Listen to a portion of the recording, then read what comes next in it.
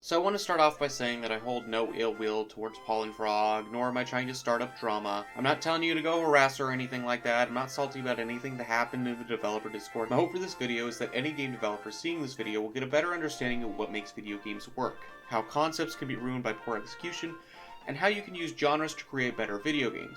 But also how adhering to incorrect genres can cause you to make horrible mistakes in creating video games that will ultimately result in you hating your own game. After watching this video, assuming that anyone does, and if you want to send it or any information from it to Pollen Frog, make sure that other people haven't, because I can see it getting annoying if 50 people try to tell her she's making mistakes, when 5 people might be enough to just get her attention. Hello there, I am Math. I make video games for a living. Haven't made a living yet, since my first game isn't out yet, but it's coming soon. I have a Steam page for it. This is what the B-roll is from. You can check out the game yourself on Steam. It's called Rocketman X. I just need to finish the demo and wait about 2 weeks before I can release it. I'm not claiming to be some game design expert, but I have another game called Mechanophobia that this year I am going to have to completely restart, because I built the game upon a foundation that was not good, and I can see that these same problems are going to be present in the Bible Gacha game. I, as a watchman, need to report these pitfalls that I have fallen into in the hopes that nobody else will fall into them. By the way, I wrote this script like 2 days after she released the initial pitch video, but I'm only now getting around to actually recording and editing it. Anyways, the first major thing that I want to talk about is genres, specifically the 2 different types of genres.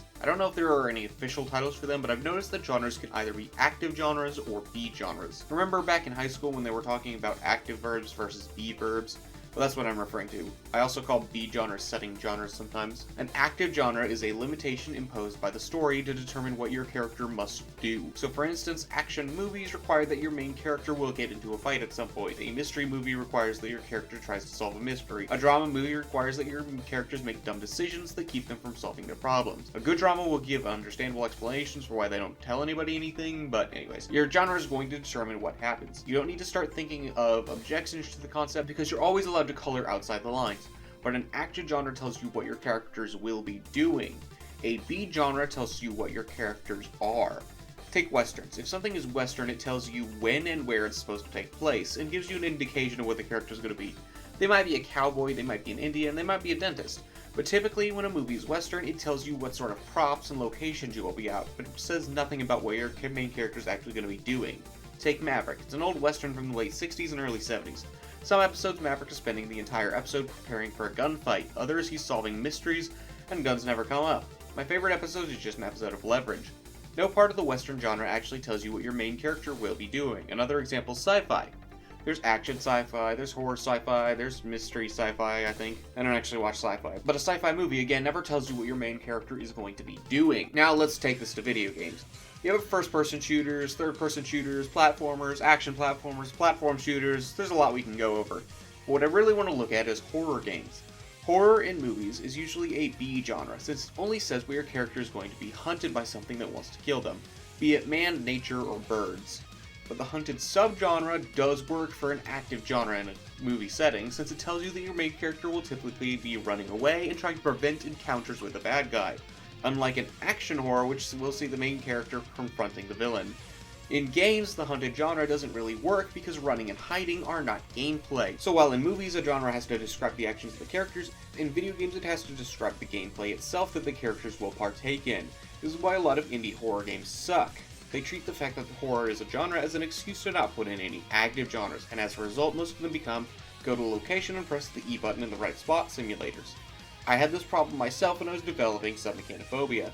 I spent 5 years developing a game that I hated because I didn't come up with any genres until the second level, where I decided to make it a puzzle game. Because of that, there were no gameplay aside from solving simple puzzles. Ultimately, I had to cancel it and restart it, and I haven't done the restarting yet, but I will once I finish Rocketman X. I'm going to start Mechanophobia all over, and this time it will be an actually good game that I can enjoy playing first. Gacha is a B genre, despite describing a major part of gameplay. But what it describes is that the player will be saving up a currency and use it for a random chance at a character they want.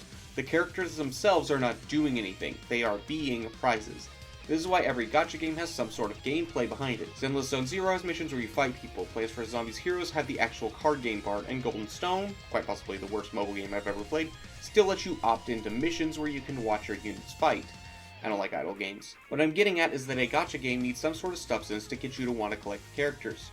Think about it this way, in Super Mario 64 you can collect 120 stars, but for a Nintendo intended playthrough you only need to collect 70 of them.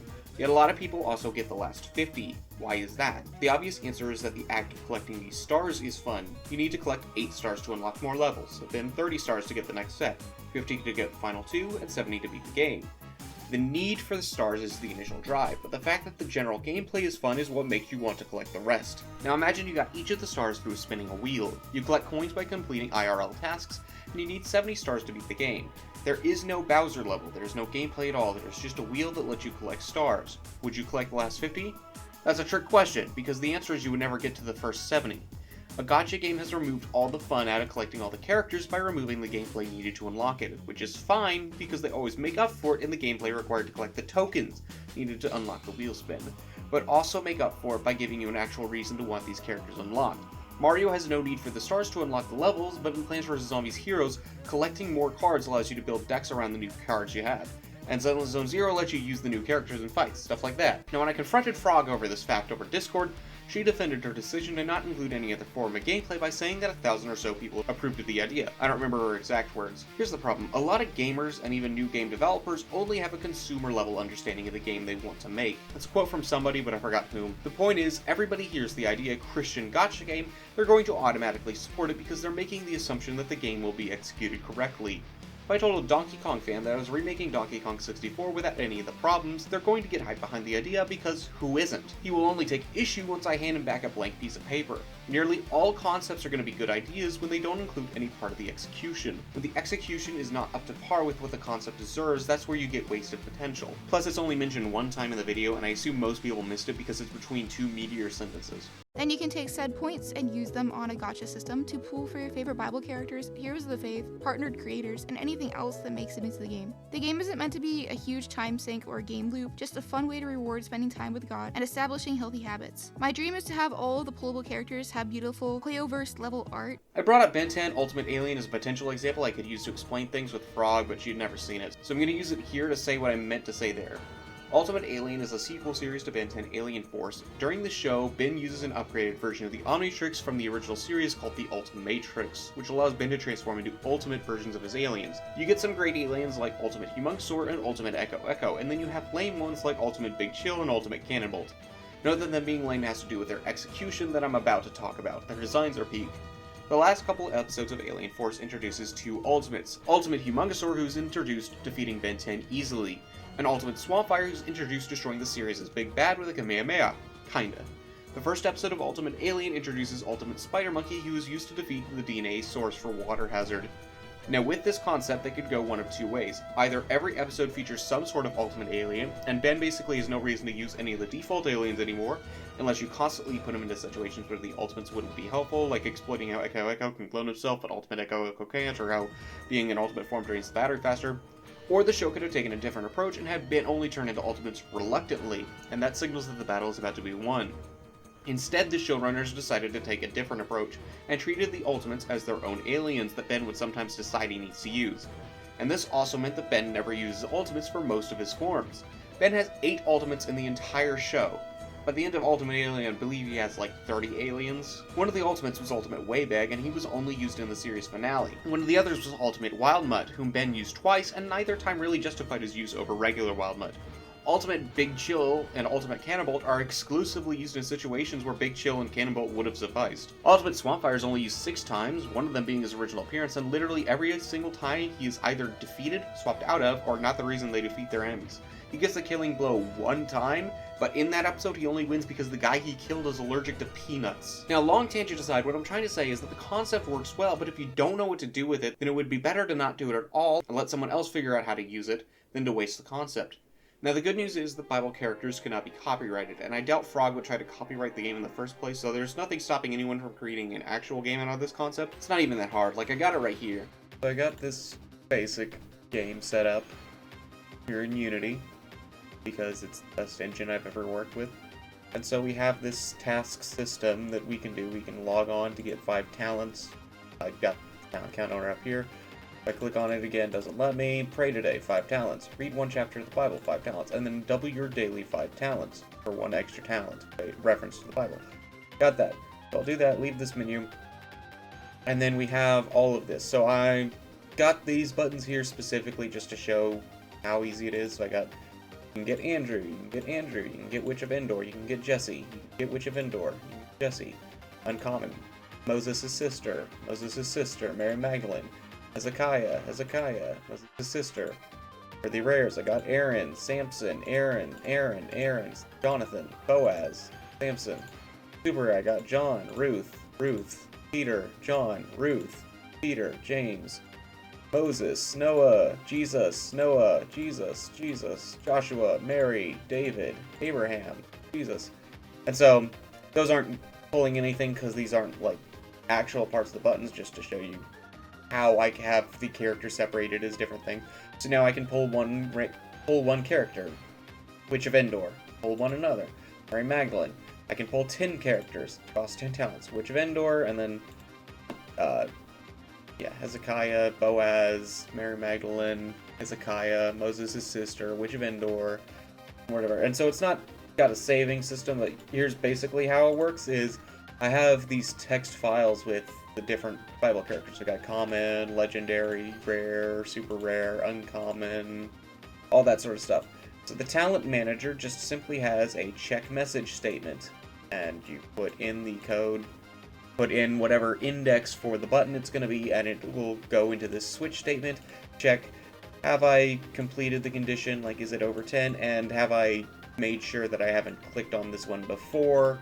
It'll do that, give you the talents back, and then the Gacha manager, all it does is it just pulls from those text files for a random common, random uncommon, whatever.